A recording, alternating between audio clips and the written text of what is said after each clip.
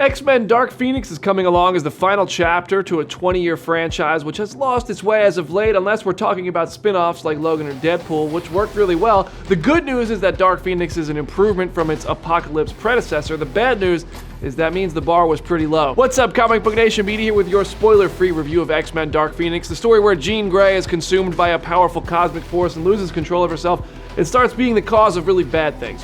In fact, the movie starts with a really bad thing, showing a visceral car crash involving Jean and her family, setting the tone for the movie as gritty and raw right out of the gate. From there, the movie loses a bit of steam despite some cool cosmic sequences, especially Evan Peters' Quicksilver getting his classic speedy moment but in zero gravity this time around. It isn't until Michael Fassbender gets on screen as Magneto that Dark Phoenix gets rolling again. Fassbender, in fact, is the best thing to happen to Dark Phoenix. While his relationship with Jean as she seeks guidance isn't particularly interesting, the dynamic with James McAvoy and his Charles Xavier character is as great as it's ever been. Still, Fassbender's Magneto and Sophie Turner's Jean Grey have an awesome sequence where they use their powers to fight over a helicopter without actually touching it, telepathic stuff, and it's not the last time Fassbender gets to shine in the movie. Unfortunately for Jessica Chastain, her villain role is dull and the performance matches. This could be due to the many changes Dark Phoenix went through during production, many of which completely altered the villain's story and the film's overall conclusion, but the baddie here is never particularly interesting. Heading into the third act, the X-Men are finally unleashed in visceral form,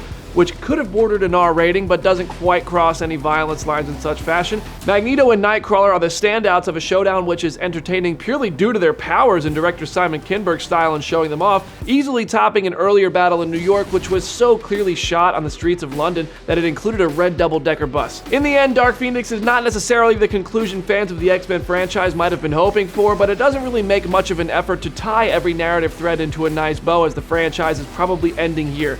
Still, it's a fun movie for fans of the characters to watch in a theater with a bass-heavy sound system and leaves the key characters well enough to remember them fondly. I'm Brandon Davis for comicbook.com, and I give X-Men Dark Phoenix 3 out of 5 stars.